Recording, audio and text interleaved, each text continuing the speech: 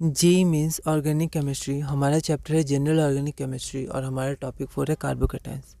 अगला क्वेश्चन है question number 55। The decreasing order of hydride affinity for the following carbocations. मतलब इन सब carbocations में जो हाइड्रोजन एफिनिटी मतलब हाइड्राइड एफिनिटी तो मतलब हाइड्राइड को लेना, ठीक है, मतलब हाइड्राइड को एक्सेप्ट करना, उसकी एफिनिटी डिक्रीजिंग ऑर्डर में, ठीक है, क्या होगी। तो आपके पास 4 ऑप्शन है। एक बार आप इस क्वेश्चन को ट्राई करिए, फिर हम आगे बढ़ते हैं।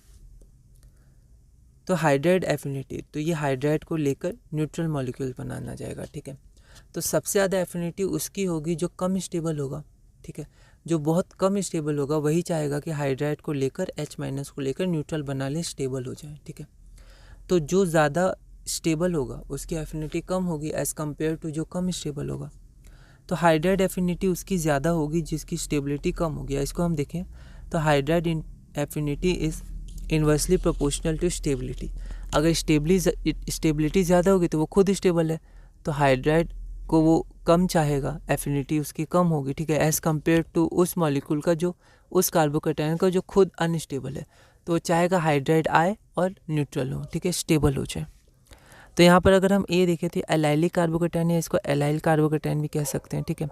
तो इसमें क्या होता है, तो इसमें रेजोनेंस होता है। यहाँ पर ये एलाइल हो गया ये वाला, और साथ में इसको CH3 भी है, मतलब 6 अल्फा H भी है, ठीक है। वहीं पर अगर हम इस कार्बोकेटाइन को देखें तो इसमें 3 फिनाइल रिंग है। तो ये रेजोनेंस से स्टेबलाइज है, 3 बार है, तो ये ज़्यादा स्टेबलाइज है रेजोनेंस से। लेकिन pH जो है वो -I की तरह भी काम करता है, इलेक्ट्रॉन विड्रॉइंग ग्रुप, और कार्बोकेटाइन के पास पहले से इलेक्ट्रॉन की कमी है, तो ये -I की वजह से डीस्टेबलाइज करेगा। तो यहाँ पर अगर हम देखें तो यहाँ पर हमारे पास 4 ऑप्शन है, ठीक है। ये जो हमारा ए है ये हाइपर कंजुगेशन और रेजोनेंस से स्टेबलाइज्ड है, और यहाँ पर बी जो है ये भी हाँ रेजोनेंस से स्टेबलाइज्ड है, पर क्योंकि pH इलेक्ट्रॉन विड्रॉइंग ग्रुप है तो वो डीस्टेबलाइज भी करेगा। यहाँ पर ये जो है ये रिंग ये एक +I से स्टेबलाइज्ड है, ठीक है। तो ये सब +I की तरह काम करेंगे, प्लेनर रिंग है। और यहाँ पर क्या है, ये हाइपर कंजुगेशन से स्टेबलाइज्ड है, ठीक है। तो यहाँ पर हमें डिसाइड करना है कि सबसे पहले हम लोग डिसाइड करते हैं स्टेबिलिटी ऑफ कार्बोकेटाइन की, सबसे ज़्यादा स्टेबल कौन है, ठीक है। और स्टेबिलिटी का उल्टा ऑर्डर हो जाएगा हाइड्राइड एफिनिटी का ऑर्डर, ठीक है, क्योंकि hydride affinity inversely proportional to stability है, ठीक है। तो यहाँ पर ये अल्फा H से स्टेबलाइज है और ये +I। स्टेबिलिटी में हम लोग देखें तो ये ऑर्डर नहीं होगा, ठीक है। तो सबसे ज़्यादा स्टेबल लग रहा है जैसे बी होगा, क्योंकि इसका रेजोनेंस बहुत ज़्यादा है, ठीक है। लेकिन जो 3 pH -I इफेक्ट है वो भी इसको बहुत ज़्यादा डीस्टेबलाइज करें, तो ये फैक्टर भी हमें लेना है ना। तो या तो सबसे ज़्यादा स्टेबल ए होगा या फिर सबसे ज़्यादा स्टेबल हमारा डी होगा, ठीक है। तो जैसे अगर हम ऑप्शन में देखें, अगर डी सबसे ज़्यादा स्टेबल है तो हाइड्रोजन एफिनिटी उसकी सबसे कम होगी, ठीक है।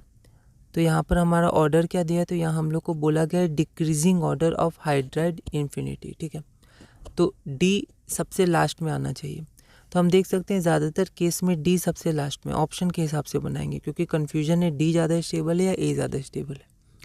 तो डी 2 ऑप्शन में, और बी क्योंकि pH ग्रुप -I के कारण इसको डीस्टेबलाइज भी कर रहा है और 3 pH ग्रुप है तो उसका इफेक्ट ज़्यादा है, ठीक है। तो यहाँ पर डी सबसे ज़्यादा स्टेबल है यहाँ पर। तो अगर हम स्टेबिलिटी देखें तो सबसे ज़्यादा डी है, ओके। तो यहाँ पर हम लोग देखें तो अगर हम लोग इसको अभी छोड़ दें तो आप यहाँ देखें कि हमें ऑप्शन के हिसाब से जानना है। स्टेबिलिटी जिसकी ज़्यादा होगी उसकी हाइड्राइड एफिनिटी सबसे कम होगी, ठीक है। सबसे पहले हम डिसाइड करेंगे कि स्टेबिलिटी किसकी ज़्यादा है किसकी कम है। तो देखिए यहाँ पर रेजोनेंस हो रहा है, यहाँ पे रेजोनेंस हो रहा है, लेकिन यहाँ पर जो pH ग्रुप है वो -I के कारण इसको बहुत ज़्यादा डीस्टेबलाइज भी कर रहा है, ठीक है। तो ये क्वेश्चन आप ध्यान दीजिएगा, खुद भी प्रैक्टिस करिएगा। तो यहाँ पर जो डी है आप देखें तो डी की हाइड्राइड एफिनिटी सबसे कम है डिक्रीजिंग ऑर्डर ऑप्शन के अनुसार, तो डी की स्टेबिलिटी सबसे ज़्यादा होनी चाहिए।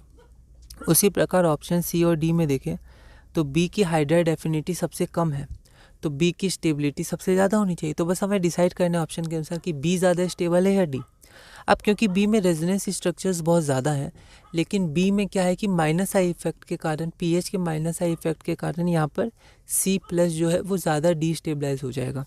तो यहाँ पर डी को ज़्यादा प्रायोरिटी मिलेगी, डी ज़्यादा स्टेबल है। तो स्टेबिलिटी अगर हम लोग सिर्फ चेक करें तो सबसे पहले डी आ जाएगा और उसके बाद बी आ जाएगा, 3 पीएच ग्रुप, ठीक है। उसके बाद आपका ए आएगा और लास्ट में सी आएगा। तो ये स्टेबिलिटी है। स्टेबिलिटी का उल्टा ऑर्डर हो जाएगा हाइड्राइड एफिनिटी, ठीक है।